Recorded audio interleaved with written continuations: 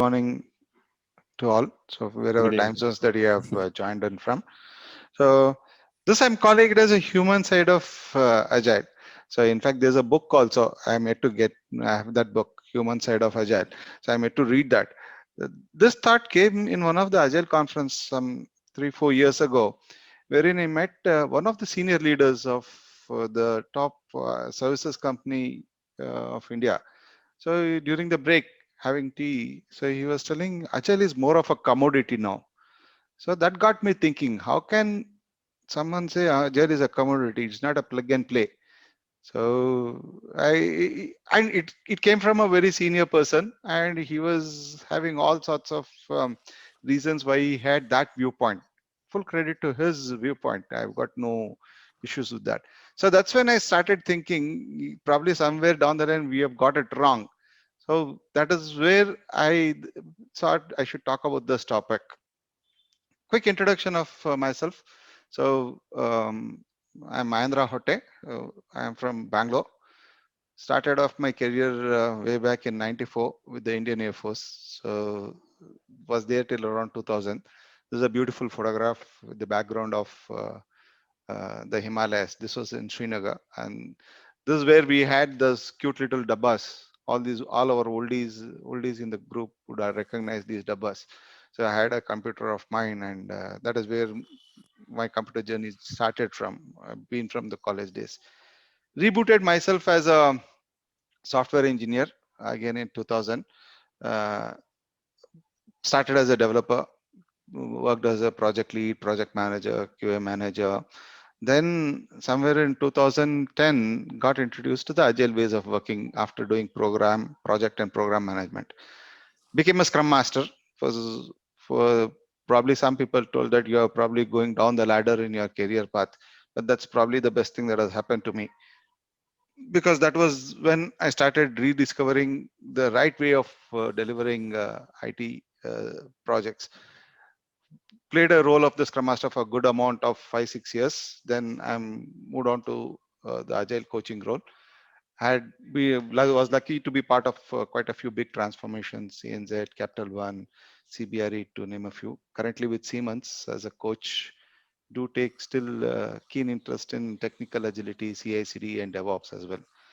While I moved from the erstwhile project and program management to the agile ways of working, I didn't have the luxury of a coach who could guide me. So I had my old mindset. I applied all the things that had actually worked for me in my project and program management in the scrum master role.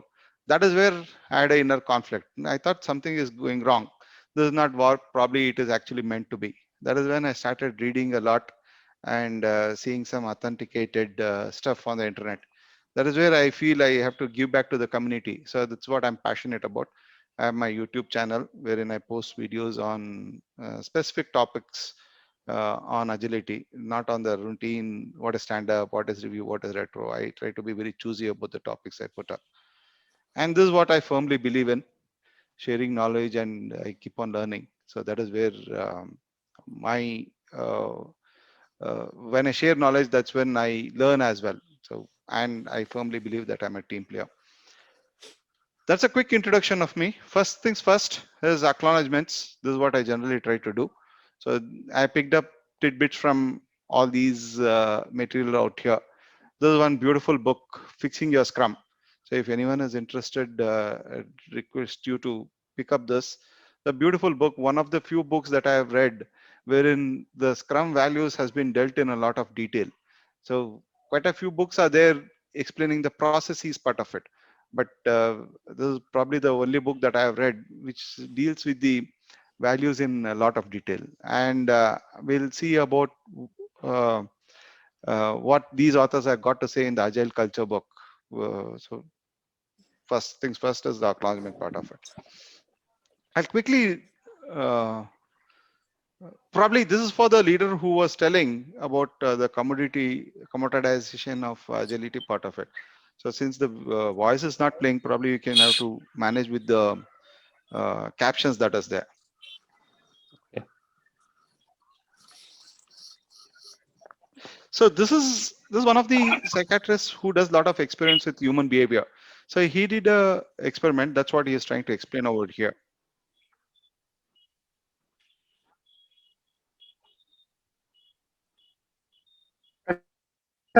Does he did a change in the bike, in the bicycle? You move the handle to the left, the cycle goes to the right. You move the handle to the right, the cycle goes to the left. That is what he's trying to explain.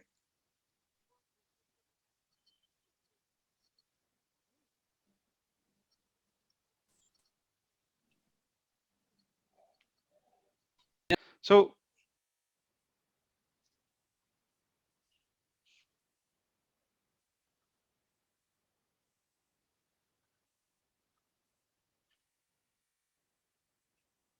he's doing a mechanical out there. Mm-hmm.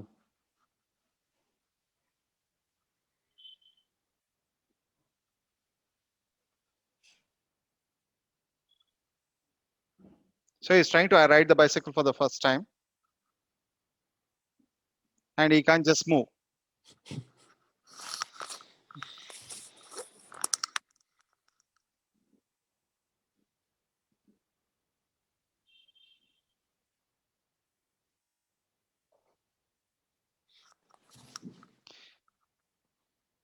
He had the knowledge but no understanding.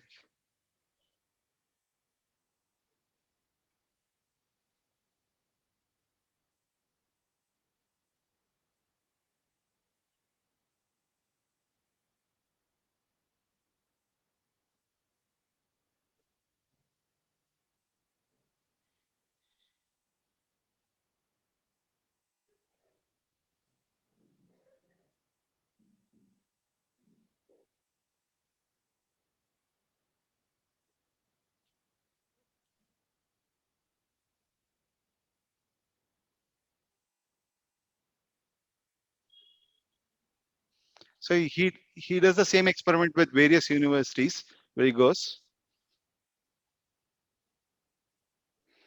and he gives money if people can just ride a few yards, few feet.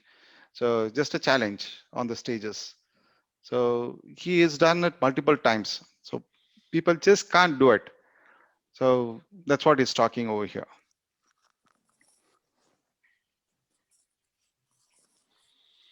I'll just forward it a bit.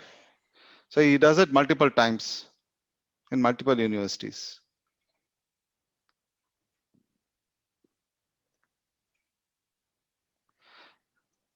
So finally he took it as a challenge. So he practiced every day. And after 8 months, he could get it right. Now he could not ride the normal bicycle. So that's what he's trying to say. So probably the message that I wanted to, okay, we can pause over here. So the message that I want to convey here is, we might think that we know just by the fact of reading, or we see it from our lenses. More so people with who come up, who are pretty successful in the erstwhile ways of working, they see everything with the lenses of their success. So it is extremely important for us to unlearn, which is the most difficult part. And here it was just the motor skills, only he and his bicycle.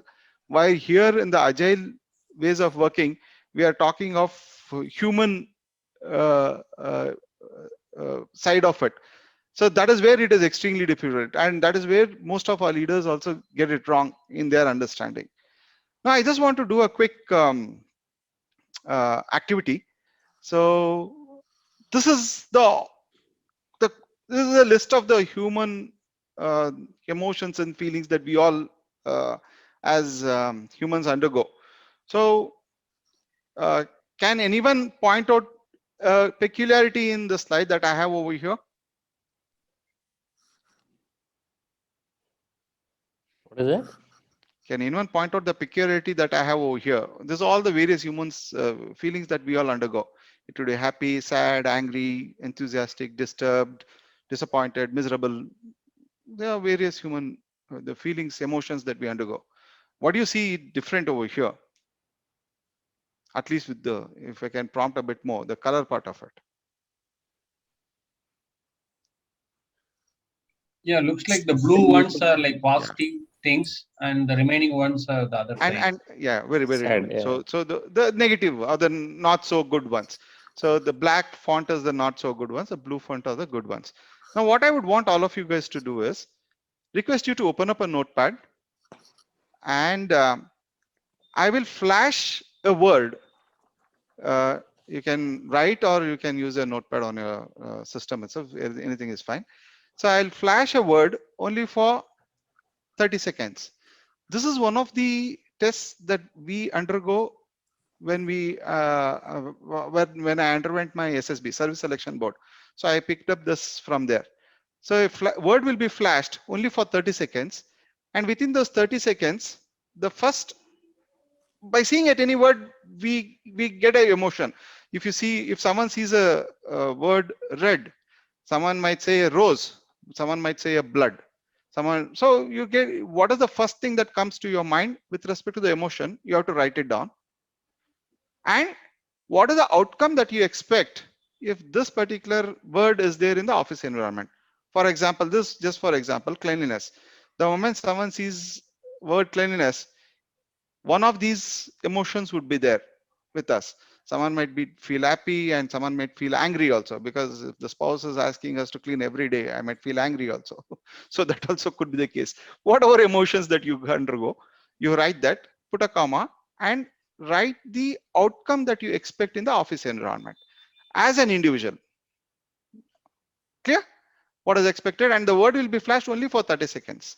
So the first thing, and this will be there below every word as a ready reckoner, and you could be undergoing other emotions other than these also. That's also perfectly fine. Okay, all ready? Okay, go. First word is transparency. Write the emotion or a feeling you get when you see transparency and the outcome you expect in the office environment.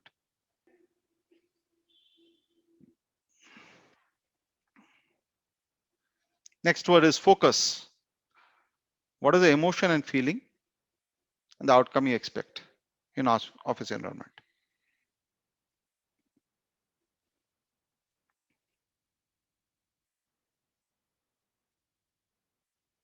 The next word is knowledge sharing.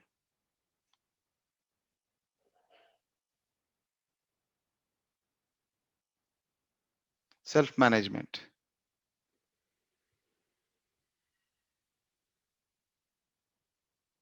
Respect.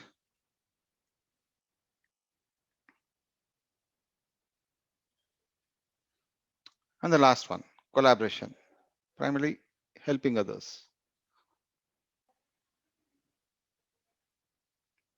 Okay, time up. So if you can look at what you have written, and can couple of you just call out what all you have out there with respect to these words. In the normal setting, I would have probably had post-its and put it up on the board. So here we can just call out.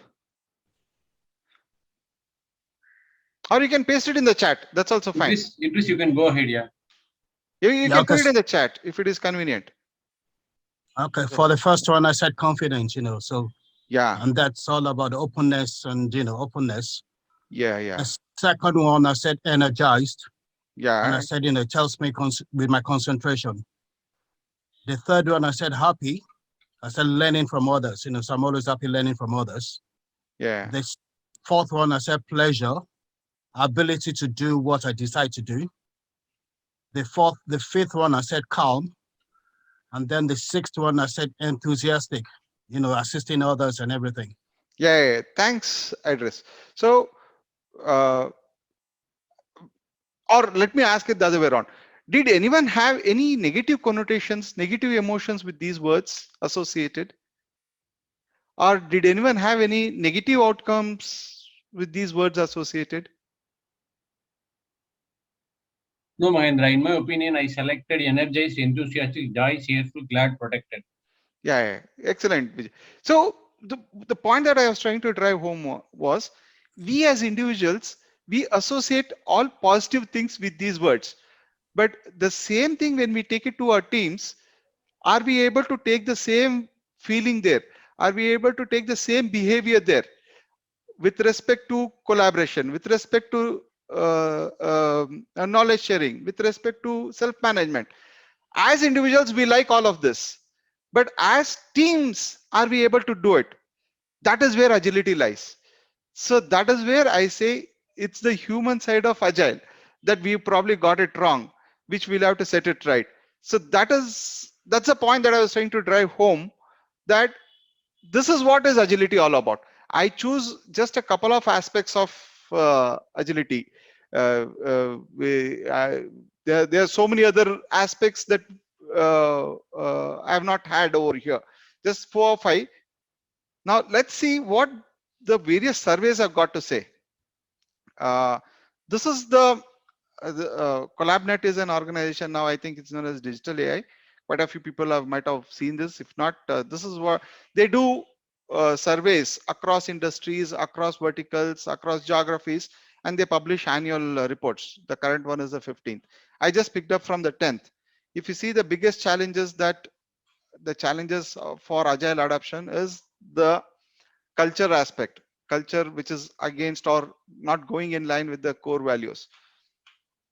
Again, in the 11th report, the same thing, the biggest challenges. The 12th, the same thing repeats. 13th, the same thing repeats. 14th, the same thing, resistance to change, culture. 15th, again the same thing, resistance to change, culture. So what are we trying to say? What are these reports consistently telling? It is the culture, which is the mindset, is the biggest challenge. While we are busy running behind the process part of it, are we doing the daily stand-up? Are we asking those 3 questions? What about the planning meeting? How do we write the stories? How do we do the planning? Do we have, how are we breaking down the stories to task? So we are still running the matrices, the velocity, the story points. We are still running around the processes part of it. But the biggest the big fish in the thing is the culture. That is where we probably got it wrong. So that is what we'll have to get it back. Now, just alluding to my earlier experience from the armed forces. So most of us think that the soldiers out there are ready to give up their life because of the patriotism, because of the love for their country. You might find it odd when I say that is exactly not true. They do that for the values that is ingrained in them, for the brotherhood and for the bonding that they have amongst each other. So in Hindi it is known as Paltan ki Izzat. So it's the pride of my Paltan, it's the pride of my unit. That's exactly what drives them to that insane state wherein they are ready to give up their lives. And during my trainings, I was given a task. The first task that my boss gave me is, there are either around 50 to 60 people under me. The first thing that he gave me is, you have to find out all of the people who are working under you, at least where do they belong to, and most of them are probably away from their families. Where do they belong to, whichever state that they are, and what is their family status, and what is the kids' names at least. That was the first task. It was an Herculean task, and I was thinking, is this guy crazy? Am I supposed to remember 50 into that many spouses and that many children? But that's very, very important. And every time I meet that person, all that I have to do is, I have to just take his kid's name. How's your kid doing? Did you call up your wife? Did you call up your parents? What are your parents? How are they doing? What is the health of the? That was enough for him. So that made his day. So that is a human side of the training that I got. It was an Herculean task, but that is what leads people to that insane state wherein they are ready to give up their life for you. So that is a human side of it. There are multiple such instances that I can give from that part of my career. That's where I feel it is a human side that we are lost. And I was trying to that incident or that conversation that I was having with the leader, that agile has become a commodity. I feel that you cannot commoditize agile at any point of time, because we are dealing at the human side of it. Let me touch upon this topic. So this is full credit to this book, wherein the authors have dealt with this trust and ownership model. On the y-axis, they're talking about the leaders, trust, from control to the trust part of it, from low to the high. And it can be a leader, it can be a manager, or it can be the business processes as well. It can be the tools which is there in the organization. It could be as simple as your timesheet. So it's on the y-axis. On the x-axis, it's the level of commitment and the ownership that the team or the individual exhibits. So it is from the low to high scale. Now, first let's deal with the failure quadrant. So what the authors talk over here is there's a lot of trust from the leadership side, while the team is low on ownership, or the individual is low on ownership. That's a sure shot recipe for failure, because this cannot succeed if the team doesn't have ownership, and no leader would want to fail. So the most obvious thing what he or she would do is he would put in more controls and more processes and exert more authority, and the situation moves to command and control. Now let's see this quadrant where it's the team is high on ownership. The team or the individual is high on ownership, but the leaders and the business processes in the organization are very low on trust. They don't trust the team a lot. Now only two things can happen. So it is a conflict situation. Either the team gives up, let me do what my leader says, and or the team members quit. Ultimately, what will happen is the situation moves to command and control. This is what happens. The organization or the team moves to command and control. Now let's see what happens in the command and control. In the command and control, the leader's mindset is something like this. The leader says that the team is less committed, while I have that commitment. The leader says, I am the leader. I know what needs to be done and how it's to be done. So he is the boss. He knows everything. And the most importantly, he feels that he cannot trust the team. So that is the mindset that he is coming up from. Now, based on this mindset, what does the leader often do? So this is what he does. He requires a detailed plan for everything, because he's in control. He wants to be in control. He wants a detailed plan for everything. And not just the what aspect of it, he tells how it should be done also, because he doesn't believe that the team is capable of doing it. He dictates everything. And just because he's laid out a plan, he's detailed out everything, he would require regular status updates, weekly updates, weekly reports and things like that. He would want statuses flowing in every now and then. And he's on top of it. He inspects and checks every aspect of the activity. Now, makes all the decisions for the team as well. And this is more detrimental. So because it is his plan, he's laid out everything, and anything which goes wrong, he would not hesitate to reprimand openly, because someone has not lived up to his expectations, what he had laid out. Now what the team does? So obviously they want to keep the leader happy. So rather than providing value or working on the customer value or the value generation point of view, they would want to keep the team leader happy. Let me just do what my leader is asking me to do. Believes that they don't understand the business because they have not been given the big picture, and they just do only what is told. That's quite obvious. And since it is not my plan, this is my leader's plan. If anything goes wrong, it is my leader's problem. So it is my leader's fault. I don't take any ownership. The team doesn't take any ownership. Now, this is the most worst thing to happen. The team is afraid to take risks. Innovation takes a backseat. This is not a place wherein we can grow. both as a leader, both as an organization can grow. More so in this VUCA world. I'm sure all of us know what is VUCA: volatile, uncertain, complex, ambiguous. In this VUCA world, it doesn't work this anymore. And team is ready to blame others for failures. Now, what is this? What is the way forward then? So if you have to move to this quadrant, energy and innovation quadrant, this is what the leaders should have a view. They should believe that the team is committed to deliver what is needed, and the team knows the actions that need to be taken. I have to just give the big picture. Let me give the liberty of the how part of it to the team. So let them take the action. And once I've told the big picture, the team understands obviously the importance of what we are doing. Now the team is trusted. So that is what the leader's view are. Now, based on this mindset of the leader, what does the leader do? What his mindset translate into actions? What does he do? He helps the team take ownership. He conveys the vision, value, and the urgency. He paints the big picture.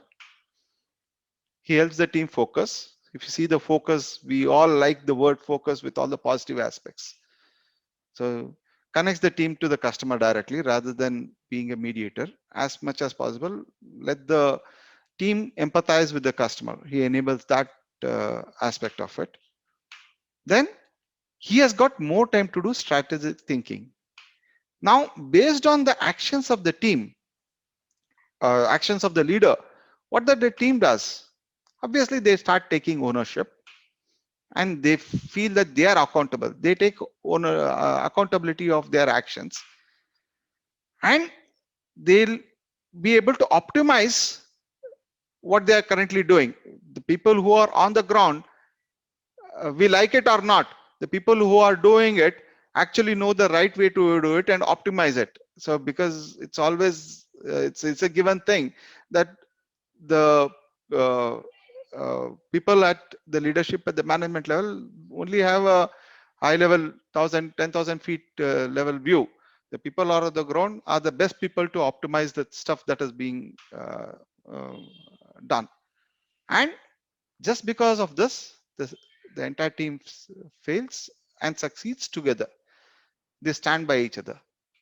This is where the actual, this is where we need to be.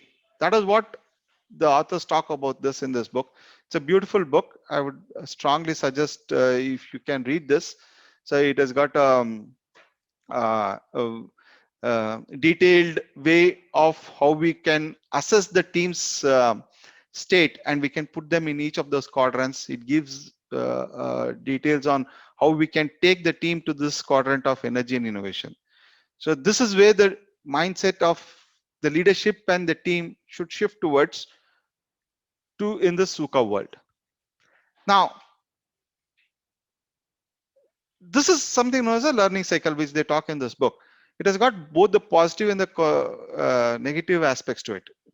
The leader's attitude obviously leads the shapes the leader's behavior. The mindset of the leader shapes it, and whatever the leader exhibits the behavior,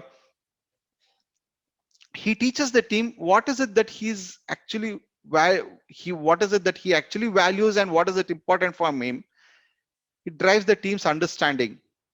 Now, whatever team understands, team's behavior, it shares the team's behavior, and it reinforces the team's behavior, results in that actions, and it reinforces the leader's attitude. The same thing is in command and control, or the same thing applies for the innovation quadrant as well. So in command and control also, the leader's behavior influences the team's understanding. The team starts behaving the way the team, the leader should expects them to behave to make him happy. It reinforces the leader's attitude. So it becomes a vicious circle. The same can be applied for the learning and innovation quadrant as well. I'll take a pause for any quick points before we move on.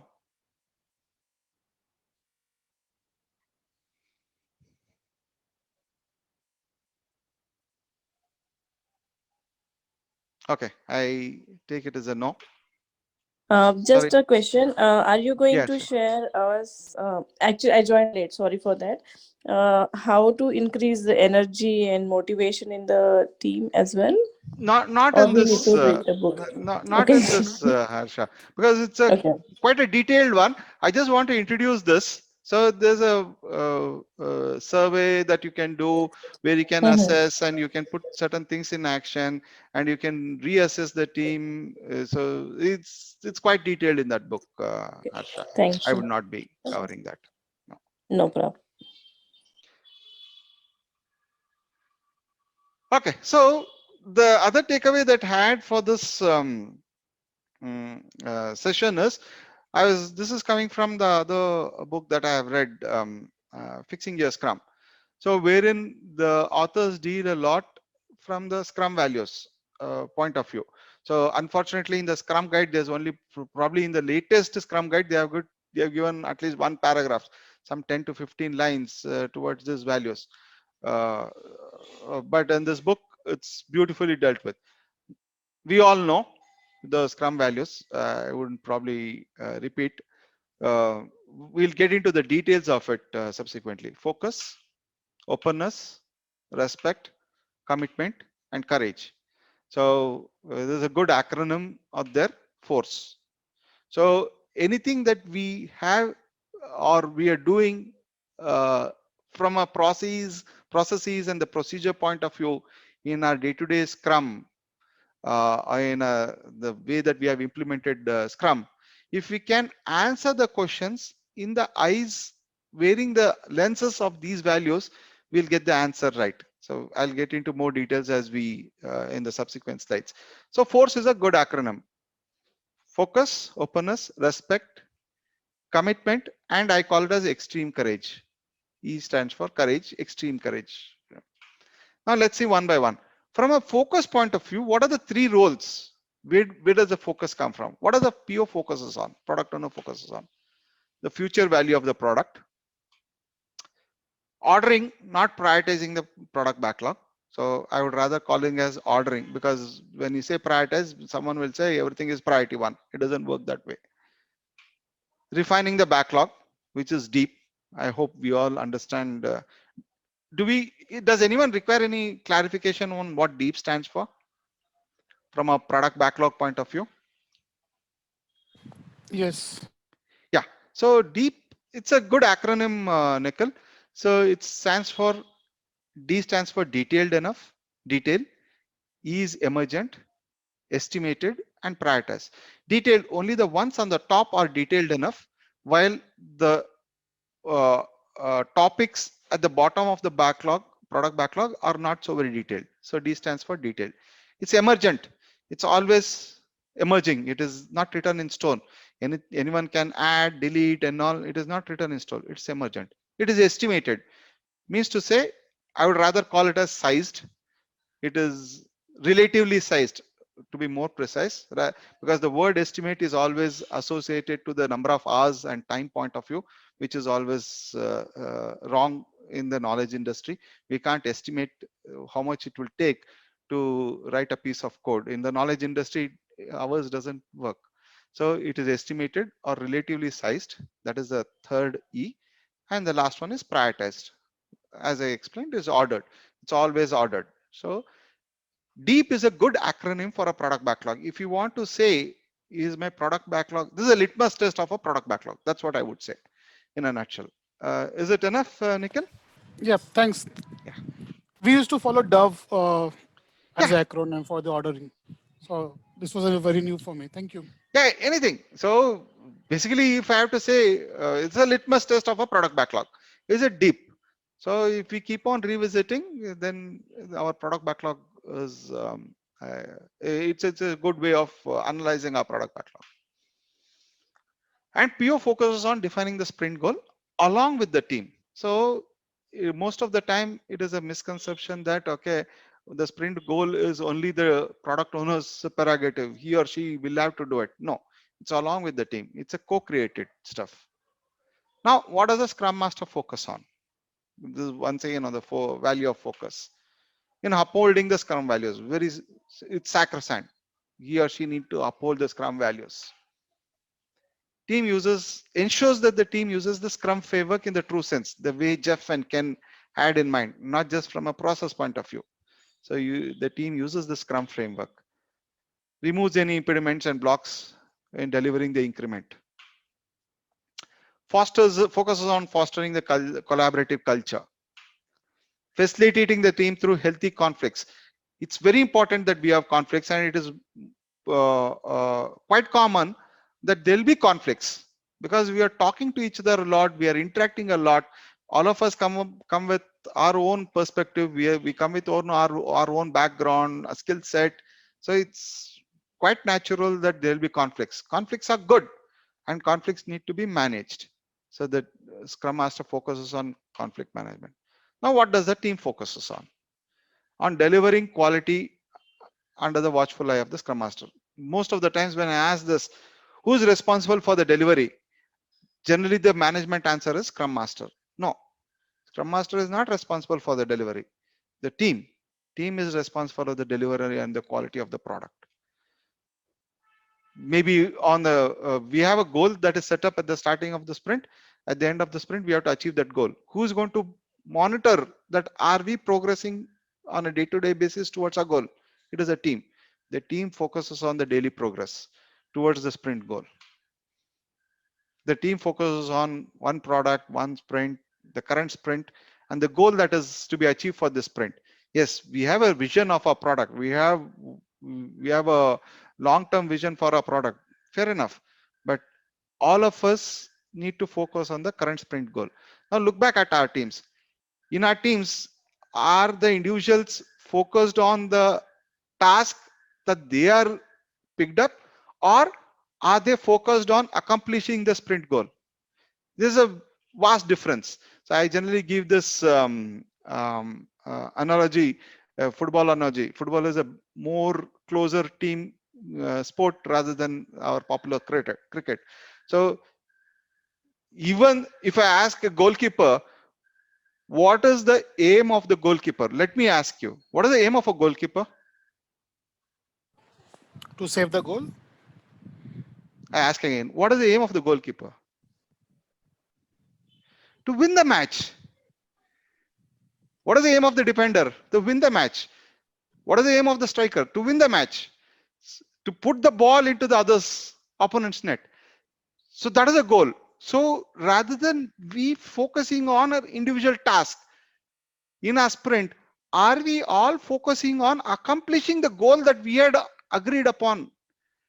Now look back at your teams. Are we, as a Scrum Master, am I able to create such sort of a behavior in my team? So that's a difference. Though in the football, each one of us come with their individual skill set, but the ultimate goal is to put the ball into the opponent's net. That is the aim. That is a goal. Now, looking back into the way we execute our sprints, are we focusing on our individual task, the work that I'm doing, or am I focusing on how I'm taking my team towards the sprint goal? Think about it. And any work that is not in line with the sprint goal, the team focuses only on work which is in line with the sprint goal. Look at your daily stand-ups that probably happen. Most of the things that we get to hear is, yesterday I was doing this, I attended that meeting, I took this interview, I attended that session. No. Has it got anything to do with the sprint goal? No. Then why are you even talking in the daily stand-up? So focuses on the work that is in line with the sprint goal. This is what it is. In the DSM, daily stand-up meeting, talk to the board. Help the other people understand what you're talking. So talk to the board. Make everything transparent.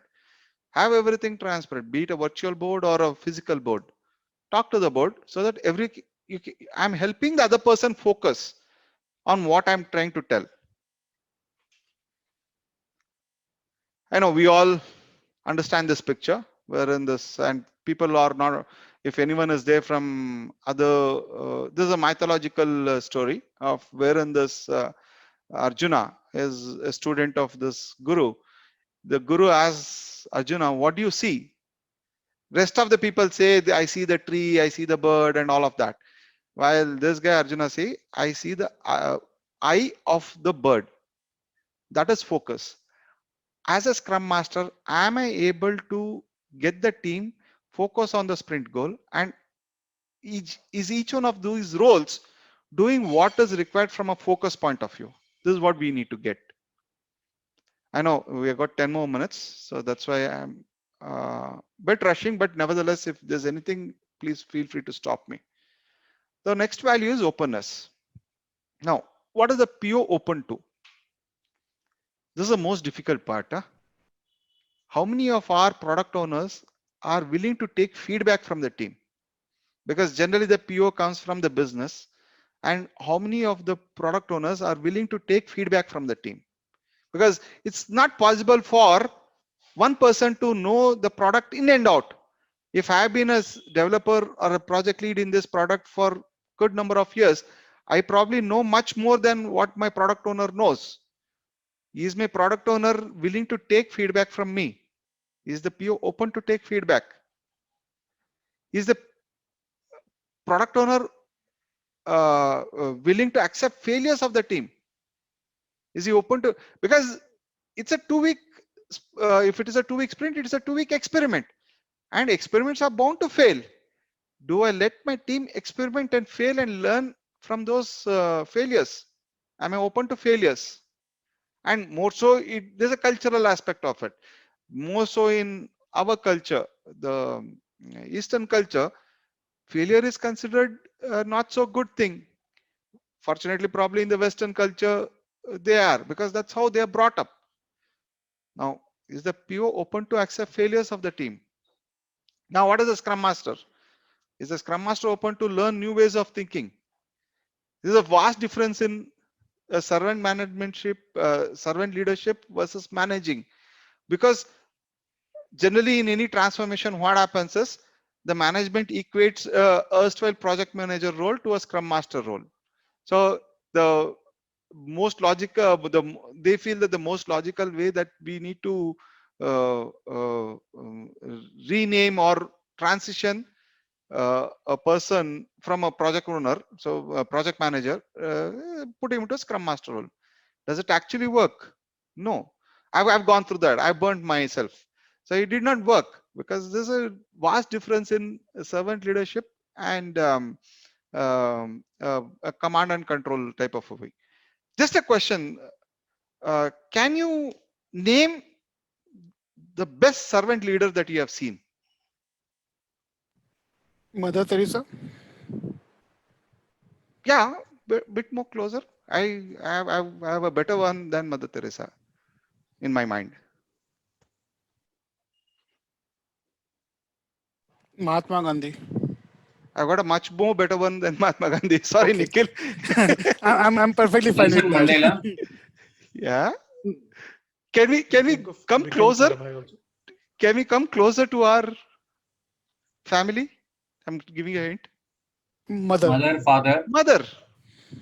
Can there be a better servant leader? Father also, yeah, all the males in here, we still are.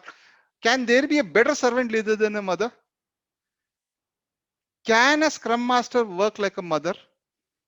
Because you just can't beat the mother's servant leadership.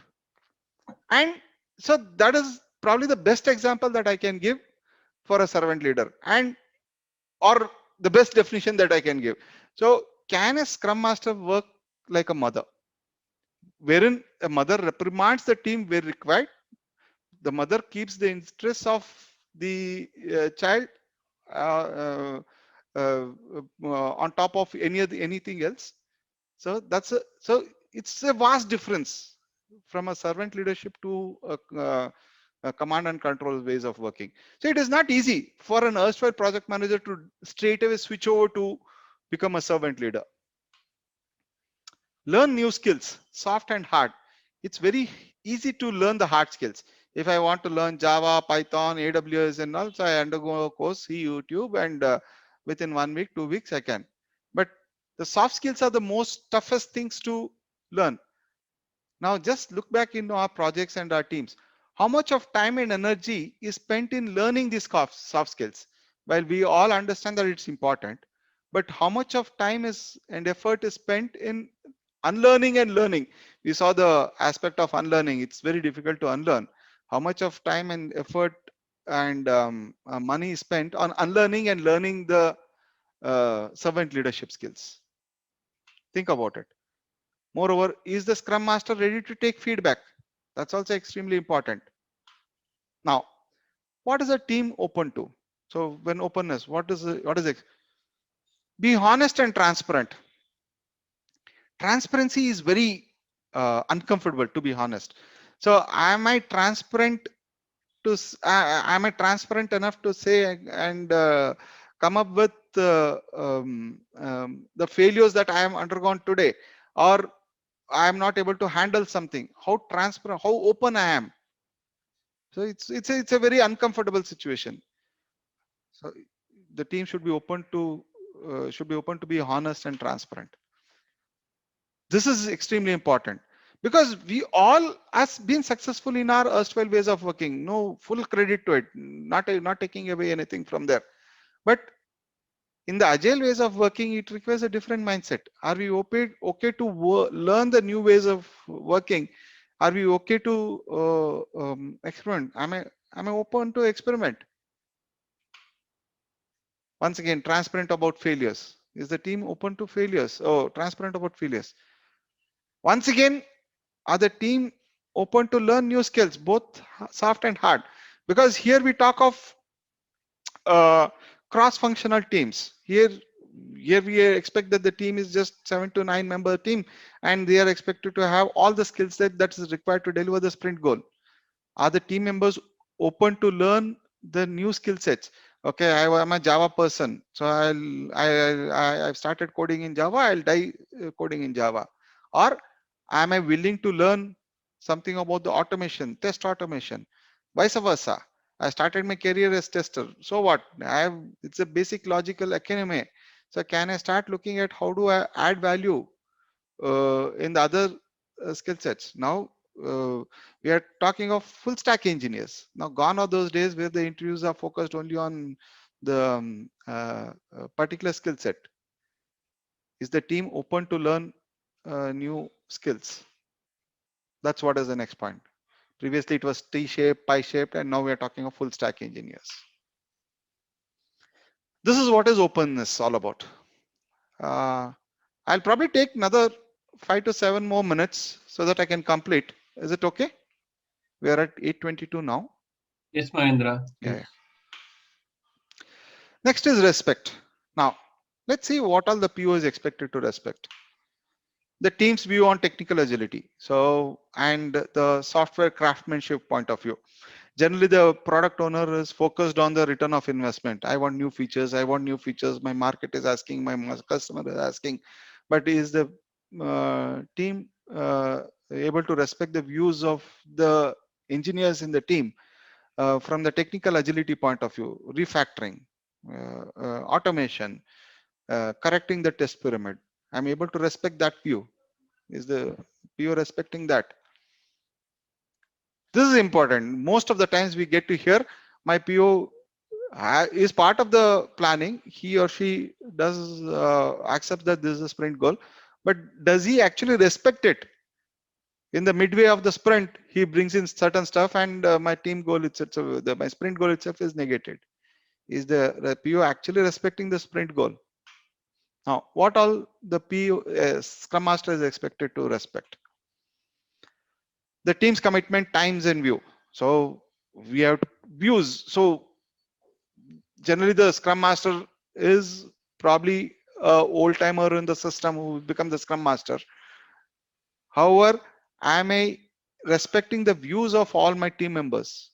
Am I respecting the time of all my team members? Because generally, what happens is there's a myth that is there when people start moving to the Scrum ways of working. There are a lot of meetings, but am I, as a Scrum Master, am I able to respect the time?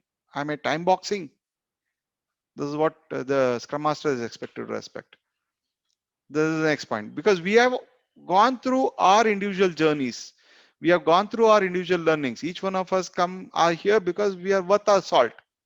As a Scrum Master, am I respecting each other's background? journey expertise, or am I going back to my erstwhile command and control of ways of working and exerting my position on him, on the team? Now, what is the team respect? This is a beautiful thing.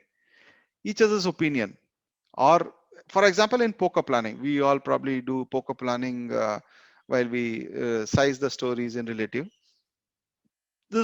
Are we respecting each other's opinion, or is it a hippo effect? Has anyone heard the term hippo? It's a technical term, not the animal hippo. Yep. Yeah. So, Nikhil, you might want to. I mean, like, I don't know exact full form of it, but it says like highest paid person Person's get opinion. opinion. Yeah. You're there. You're there. Highest paid person's opinion. This is a jargon that is there. You might Google on it. So are we doing that in our poker planning, or are we actually respecting each other's views? So we've got testers, we've got developers. So the testers should be able to appreciate the viewpoint of the developers. The developers should be able to appreciate the viewpoint of the testers from all the four aspects which go into the story point, be it risk, complexity, effort, and knowledge. So I'm not getting into the details of what goes into the story point, but are we able to respect each other's opinion? Are we able to respect each other's ceremonies? So, okay, how involved are we in the retrospective? It's that's a most neglected ceremony, and in fact, that is one of the key pillars of Scrum. Inspect and adapt. One of the two key pillars of Scrum. Inspect and adapt. If we don't do our retrospective right, then we have lost out on the key aspect of Scrum, which is inspect and adapt. So, how involved I am, how much I am respecting the ceremony of retrospective. Okay, today we have a stand-up, but there's another meeting that comes up. I probably skip the stand-up because I'm giving importance to the other meeting. No, it doesn't work that way. These are sacrosanct stuff. So how much are the team respecting the ceremonies? Respecting each other's skill set. So generally in the erstwhile ways of working, sorry to say that the developers always had an upper hand on the testers. If the tester had to really stand out, he or she had to be really good, really forceful, really authoritative, then only he could get his or her way through. So are we respecting each other's skill set? This is what is the value of respect. Moving on, commitment. Now, what is the PO committed to? He's committed to the product backlog. He's not bothered about how, he's not bothered of the effort part of it. No, he's committed to the product backlog. He has to order it, refine it, and keep it healthy. What do I mean by keep it healthy? So let me explain. So it goes back to the acronym DEEP, detailed and emergent. The top ones which are there in the product backlog should be really clear to the entire team, to the last person in the team. Does the product owner only talk to the team lead or the project or the architect or to the scrum master and expects him or her to pass it on? Or are all the top items in the product backlog clear to the entire team? So I would say keep it, the product, like as Jeff says, the product owner is 2 to 3 sprints ahead of the team. This is exactly what Jeff says. So how do we do that? So is the product backlog twice or thrice the team's velocity? So that is what I mean, keep it healthy. So keep the product backlog healthy. Value of the product. What is the value that the product is bringing to my end customer? So the product owner focuses on that. Now, what is the Scrum Master is committed to? Support and protect the team. Protect the team doesn't mean that he has to babysit.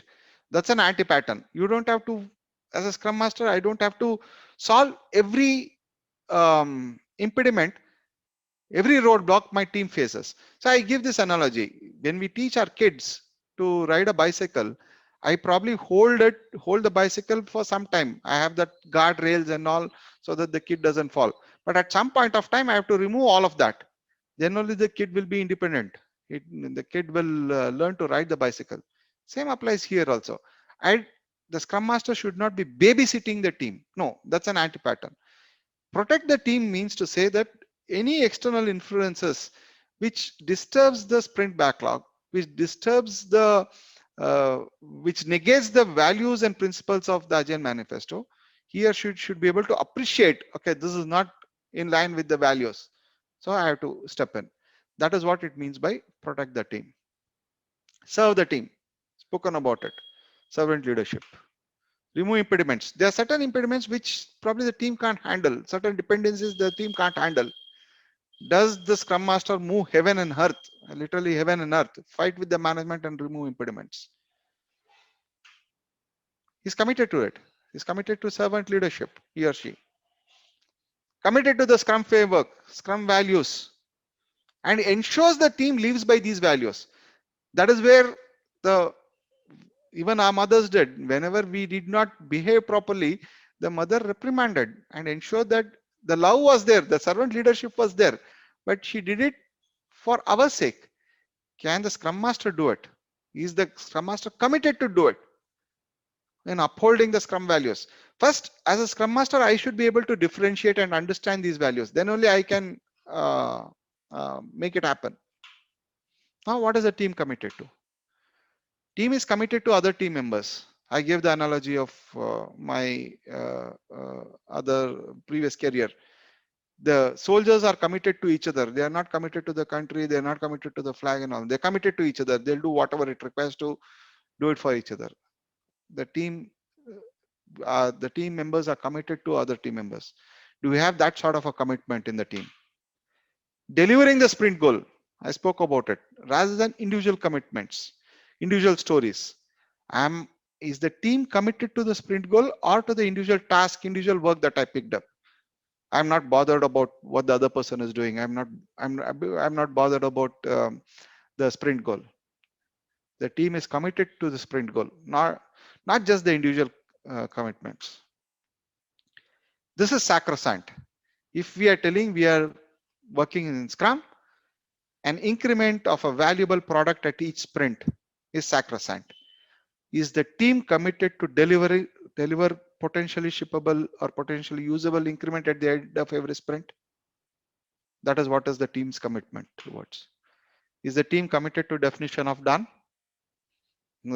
So, okay, though we had agreed that our unit test coverage will be 90% before we show it to the product owner, but we still show. Am I committed to my definition of done? This is extremely important.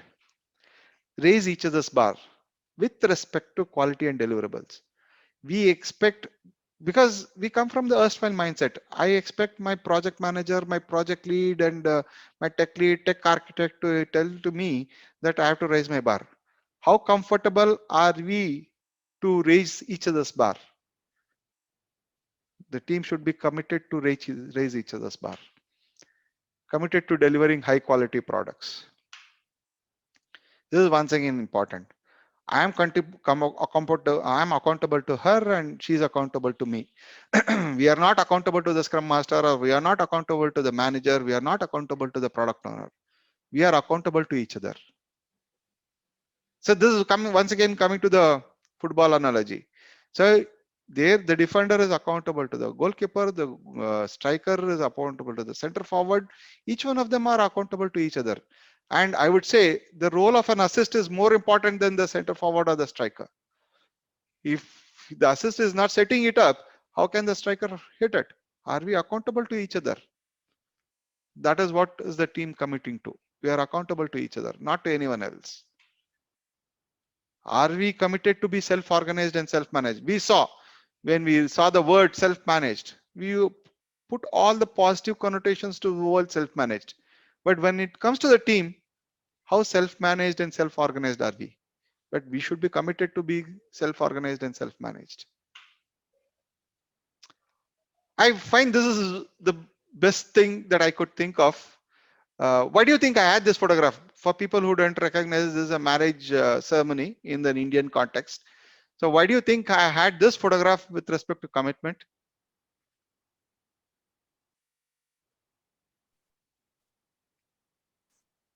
It's a lifelong commitment, right? For most of Yeah, true, Vijay. So the bridegroom is committed to the bride and the bride is committed to the bridegroom. But I had a different viewpoint when I put up this picture. Have you ever seen a wedding getting postponed unless the bride or the bride runs away? Everyone is committed to it. There's an uncle who takes care of the catering. There's an auntie who takes care of the decorations, or someone somewhere, something happens and the wedding happens and it happens smoothly. Why? Because all of us were committed to it. Can we get our teams to this level of commitment? This is what I had in mind, Vijay, when I put up this. It is like a wedding. So every sprint goal is like a wedding. It should happen, come what may. If we can bring in that sort of a commitment with the team, then we're on a song. That is what is commitment. Now the last, courage. Now the product owner should have the courage to. How many of our product owners have the courage to say, I require support to enhance my stories, enhance my backlog? Because they come from the business, or they come from that level of the organization wherein they feel that, okay, they know everything. Does he or she have the courage to accept, okay, you also know more than what I know, you probably in this area, probably in this epic, this functionality, this module, and you are able to articulate better than what I can from a customer value point of view? Do I have the courage to accept it as a product owner? This is extremely important. Does the product owner has the courage to say no to the customers? Just think about it. Does he buckle because of the pressure of the customers? Can he? And it is not about saying no just for the sake of saying no. We'll have to empathize with the customer. Yes, if the market conditions are changing and if there's a drastic change that my product direction has to change, yes, we'll have to accommodate. That is the agile part of it. Not just, okay, this is one more defect that is there. This is one more thing that is there. I want it today itself. So am I buckling to this, or am I really challenging that and saying no to the customers?